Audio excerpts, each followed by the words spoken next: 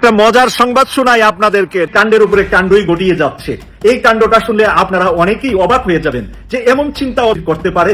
এটা কি কোনো একটি বারে বারে ঘুঘু তুমি খেয়ে যাও ধান, এবার ধরা পড়ে গেছো ওরে সোনার চান। জি, এবার অতীতের সকল সময়ের তুলনায় একটা ভিন্ন রকম জবাব দিতে পারে না, এবার জবাব দেওয়া শুরু হয়েছে। দর্শক, মাশাআল্লাহ ঘটনা ঘটাই দিছে। এবার ঘুমটা আরো একটু শক্ত হইয়া ভাঙছে। এবার আর ঘুমানোর সময় নাই কারদের।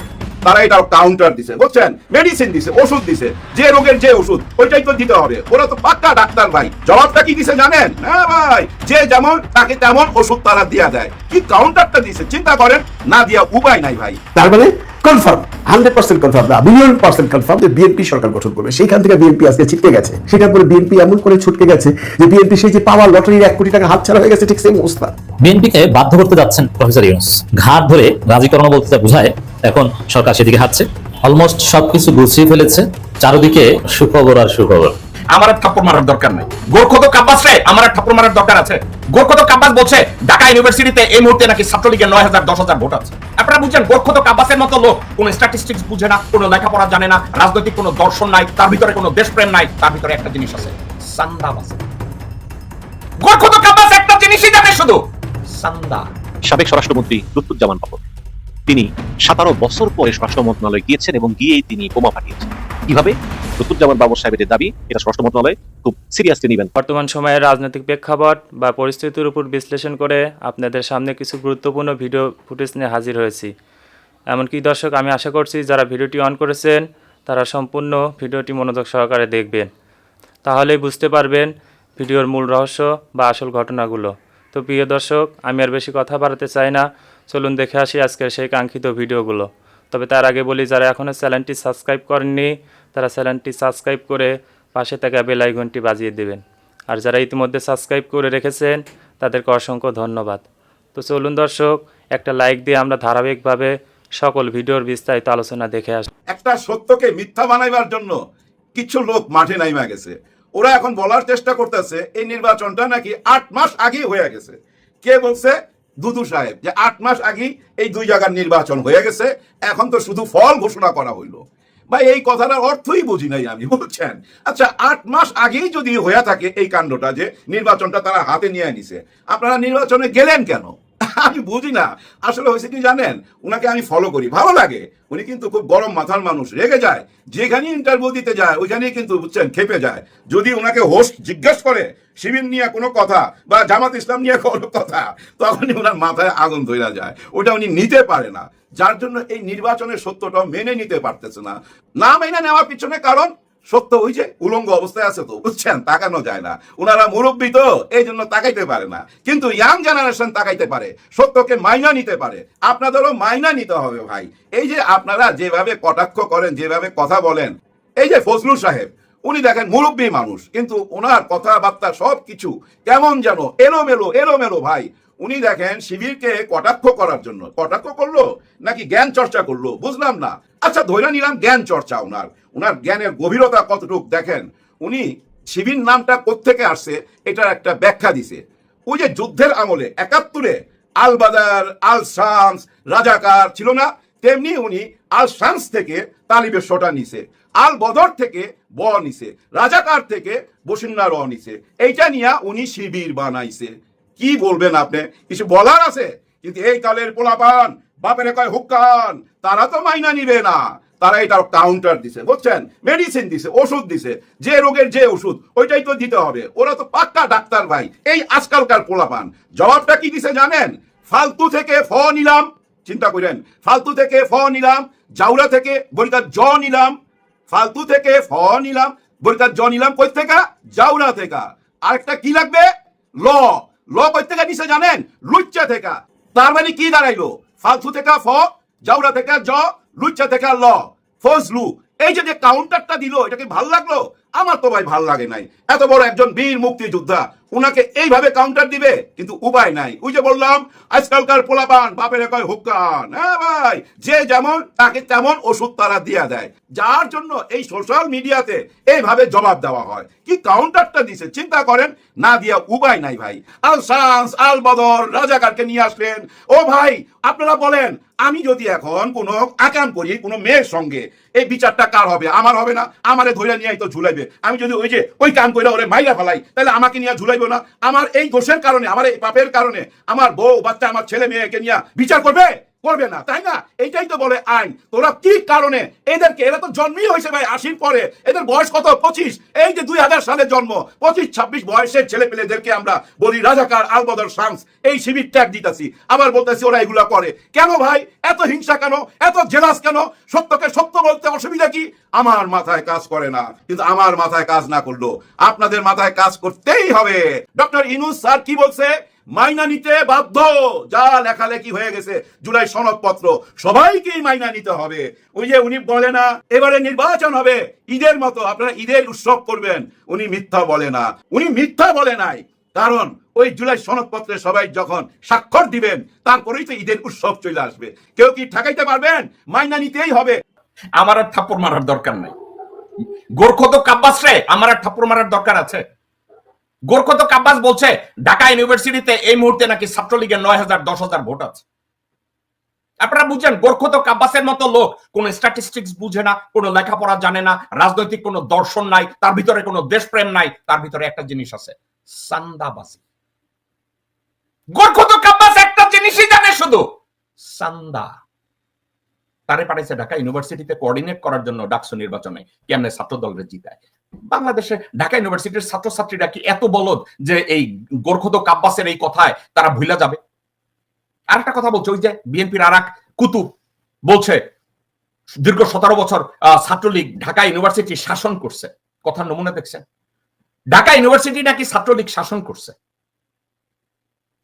নেতারা পলাইছে, তাদের কর্মীরা আছে না। কথাটা তো এটাও হইতে পারে, ছাত্রলীগের যত ভোট এবং সমর্থক ছিল তার 80% ভোট এবং সমর্থকরা নিরুপায় হয়ে তাদেরকে সাপোর্ট দিছে, কারণ হলে সিট থাকতো না। ছাত্রলীগের স্লোগান দলে মিছিলে না গেলে তাদের সিটে পানি ঢেলে দেওয়া হইতো, তাদের খাওয়া দাওয়া নষ্ট করে দেওয়া হইতো, তাদেরকে ফ্লোর মোছানো হইতো, তাদেরকে শারীরিকভাবে নির্যাতন করা হইতো, তাদেরকে পিটানো হইতো, তাদেরকে লেখাপড়া করতে দেওয়া হইতো না। তো তারা কি করতো? ছাত্রলীগের স্লোগানে যাইতো। আজকে বিএনপি নেতারা বলে ছাত্র শিবিরের এরা মুনাফেক, কারণ তারা ছাত্র লীগের মধ্যে লুকায় ছিল। আপনাদেরকে আমি একটা কথা বলি, দর্শকবৃন্দ একটু মনোযোগ দিয়ে আমার কথাটা যদি শুনেন আপনারা বুঝবেন। এসপিওনাজ ওয়ার্ক যেটা গোয়েন্দাগিরি, বৈদেশিক গোয়েন্দাগিরি এবং অন্য পক্ষের কি প্ল্যান এটাকে নিজের কাছে নিয়ে আসার এই ট্যাকটিক্স খালেদ বিন ওয়ালিদ এর আগেও চলছে। আপনারা যদি চিন্তা করেন ক্রুসেডের সময় এটা ভালো চলছে। জেরুজালেমে যখন বিজয় হয়, খলিফা ওমর যখন প্রথমবারের মতো জেরুজালেমে যান, তার আগে মুসলিম গোয়েন্দাদের ওখানে পাঠানো হয়েছে জায়গা রেকি করার জন্য। অবস্থা কি, জুইশদের অবস্থান কি, খ্রিস্টানদের অবস্থান কি, মুসলমানদের অবস্থান কি, পাগানদের অবস্থান কি, কার কি অবস্থা। এবং এই তথ্য যারা নিতে জেরুজালেমে যাইতেন তারা কি যায় বলতেন আমি খলিফা ওমরের জাসুস হয়ে এখানে আসছি।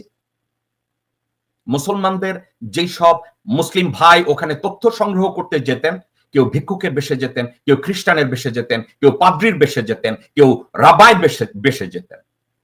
এখন শিবিরের কোনো ভাই বা বোন ঢাকা ইউনিভার্সিটিতে বেঁচে থাকার জন্য, নিজের সার্ভাইভালের জন্য, টিকে থাকার জন্য যদি জয় বাংলা স্লোগান দিলে আমি বাইচা থাকি, জয় বাংলা স্লোগান দিলে ঠিকমতো ক্লাস করতে পারি, জয় বাংলা স্লোগান দিতে গেলে মানুষকে দাওয়াত দিতে পারি, সেটা আপনার কাছে কেন মুনাফিকি মনে হয়?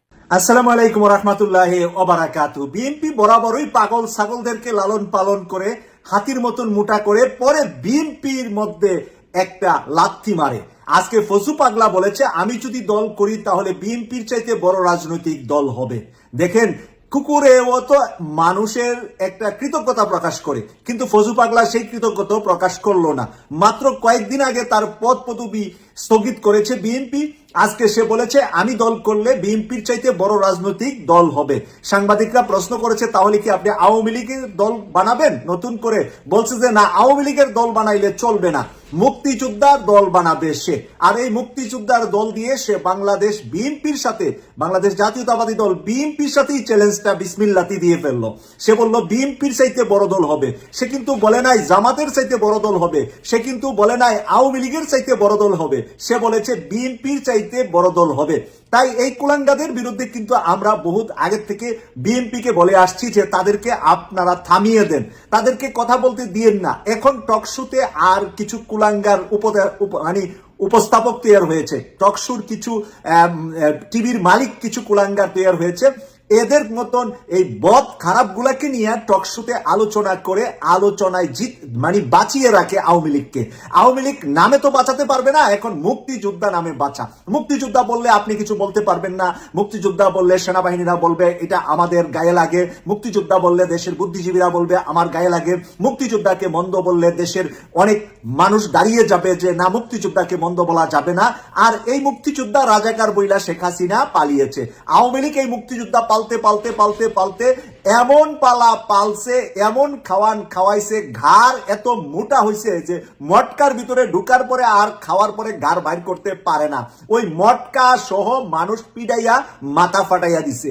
এইরকম খাওয়াইছিল মুক্তিযোদ্ধাদেরকে শেখ হাসিনা। সর্বশেষ মুক্তিযোদ্ধাদের নাতিপতিরা চাকরি পাবে নাকি রাজাকারের নাতিপতিরা চাকরি পাবে, এই কথা বলার পরে তুমি কে আমি কে রাজাকার রাজাকার স্লোগান আসছে। এবার ডাকসুতেও রাজাকার বইলা আমার প্রিয় দল বিএনপির যে ছাত্র সংগঠন আবিদের মতন একটা ভালো ছেলে, সে কিন্তু 3 ভাগের 1 ভাগ ভোট পাইল সাদিক কায়ুমের, কারণ তার কথার ভিতরে সাদিক কায়ুমের সাথে অন্য কন্টেস্ট না করে সে চলে গেছে মুক্তিযোদ্ধা রাজাকারের কন্টেস্ট করার জন্য। আবিদ বুঝাইছে আমি মুক্তিযোদ্ধার উত্তরসূরি আর সাদিক কায়ুম হলো রাজাকারের উত্তরসূরি। এই উত্তরসূরি মুক্তিযোদ্ধার হওয়ার কারণে আবিদের এই ধরনের খুবই লজ্জাজনক পরাজয়টা ঢাকা বিশ্ববিদ্যালয়ে হয়েছে। ঢাকা বিশ্ববিদ্যালয়ের 24 ঘন্টা পরেই যখন জাহাঙ্গীরনগর বিশ্ববিদ্যালয়ে নির্বাচন শুরু হলো, ঢাকা বিশ্ববিদ্যালয়ের প্রভাব গিয়ে পড়ে গেল জাহাঙ্গীরনগর বিশ্ববিদ্যালয়। এখন জাহাঙ্গীরনগর থেকে রাজশাহী বিশ্ববিদ্যালয়, রাজশাহী থেকে চট্টগ্রাম বিশ্ববিদ্যালয়, সব জায়গায় এখন আমার প্রিয় দল আবিদের দল ছাত্র দল এখন আতঙ্কে আছে, শিবির আতঙ্কে। শিবির যেন এখন জিন না ফেরেস্তা আল্লাহই ভালো জানে। শিবির মানি এখন ছাত্র দলের জন্য আতঙ্ক হয়ে দাঁড়িয়েছে। তাই আমি বিএনপিকে অনুরোধ করব, আপনাদের দলে যারা আপনাদেরটা খেয়ে আপনাদেরটা পরে ভারতের গাঙ্গা, হাসিনার গাঙ্গা, দিল্লির গাঙ্গা, তাদেরকে চিহ্নিত করে মুখের ভিতরে কষ্টেপ লাগাই দেন দ্রুত গতিতে। নতুবা আপনাদের যে পরাজয়ের যে ঢালুর দিকে যে পিছল খাচ্ছে, এই ঢালুর পিছল কিন্তু একেবারে বঙ্গোপসাগরের তলায় গিয়ে আপনাদেরকে নামিয়ে দিবে। তাই বঙ্গোপসাগরের তলায় যাওয়ার আগে তাদের মুখে কষ্টেপ লাগিয়ে যারা দেশপ্রেমী আছে, ইসলাম প্রিয় আছে, যারা ইসলামকে লালন করে তাদেরকে সামনের সারিতে আনেন, তাহলে বিএনপি আস্তে আস্তে হলেও রিকভার হবে বলে আমি বিশ্বাস করি। সাবেক স্বরাষ্ট্রমন্ত্রী লুৎফুজ্জামান বাবর, তিনি 17 বছর পরে স্বরাষ্ট্র মন্ত্রণালয়ে গিয়েছেন এবং গিয়েই তিনি বোমা ফাটিয়েছেন। কিভাবে আসবো সে কথায়। লুৎফুজ্জামান বাবর অত্যন্ত আলোচিত সমালোচিত চরিত্র, অনেকের খুবই পছন্দের, আবার অনেকে পছন্দ করেন না, তবে আমার কাছে পছন্দের। এবং 17 বছর ধরে শেখ হাসিনা তাকে জেলে রেখেছিল, কেন রেখেছিল, তার কতটুকু দোষ, নাকি তিনি হাসিনার প্রতিহিংসার শিকার, এগুলো নিয়ে কিন্তু আলোচনা আছে। চট্টগ্রামে যখন 10 ট্রাক অস্ত্র উদ্ধার হয়, তখন ধারণা করা হয় যে এই অস্ত্রগুলো আনা হয়েছিল ভারতীয় বিচ্ছিন্নতাবাদীদেরকে দেওয়ার জন্য। এবং সে সময় লুৎফুজ্জামান বাবর ছিলেন স্বরাষ্ট্রমন্ত্রী। এবং 21শে আগস্ট যখন শেখ হাসিনার উপর গ্রেনেড হামলা হয়, তখনও ছিলেন লুৎফুজ্জামান বাবর স্বরাষ্ট্রমন্ত্রী। সম্ভবত আশা করি এসব কারণে হয়তো বা প্রতিহিংসার শিকার হয়ে শেখ হাসিনা তাকে কারাগারে রাখেন। যদিও তিনি স্বরাষ্ট্রমন্ত্রী ছিলেন বলেই তিনি জড়িত, এটা তো নাও হতে পারে। সেই লুৎফুজ্জামান বাবর 17টা বছর তার জীবন থেকে চলে গিয়েছে। যখন তিনি ইয়াং ছিলেন, তরুণ, তিনি কিন্তু খুব অল্প বয়সী তিনি স্বরাষ্ট্রমন্ত্রী হন, তিনি খুব ইয়াং ছিলেন, টকবগে তরুণ, তখন তিনি জেলে ঢুকেছেন এবং জেল থেকে বের হয়েছেন একজন বৃদ্ধ ব্যক্তি হিসাবে, খুবই অমানবিক। যাই হোক, কালকে তিনি স্বরাষ্ট্র মন্ত্রণালয়ে গিয়েছিলেন এবং সেখানে বলেছিলেন যে ভারতে শেখ হাসিনার সঙ্গে অ্যাসালামের বৈঠক, প্রচুর অবৈধ অস্ত্র দেশে ঢুকতেছে। অবশ্যই তার কাছে আমাদের চাইতে বেশি তথ্য আছে। ভারতে অ্যাসালাম গ্রুপের মালিক মোহাম্মদ সাইফুল আলমের সঙ্গে শেখ হাসিনার বৈঠক হয়েছে। ওই বৈঠকে আগামী জাতীয় সংসদ নির্বাচন বানচালের ষড়যন্ত্র করা হচ্ছে এবং দেশে অবৈধ অস্ত্র ঢুকছে বলে জানিয়েছেন বিএনপির সাবেক স্বরাষ্ট্র প্রতিমন্ত্রী লুৎফুজ্জামান বাবর। রোববার স্বরাষ্ট্র উপদেষ্টা লেফটেন্যান্ট জেনারেল জাহাঙ্গীর আলম চৌধুরীর সঙ্গে বৈঠক শেষে তিনি সাংবাদিকদের এই কথা বলেন। বাবর, আমি আশা করছি সম্পূর্ণ ভিডিওগুলো মনোযোগ সহকারে দেখেছেন। সেই সাথে ভিডিওর কোনো তথ্য বা মতামত থাকলে কমেন্ট বক্সে জানিয়ে যাবেন। আজকের মতন এখানে শেষ করছি, ফিরে আসছি আগামী দিনে অন্য কোনো টপিকস নিয়ে। সে পর্যন্ত ভালো থাকবেন, আল্লাহ হাফেজ।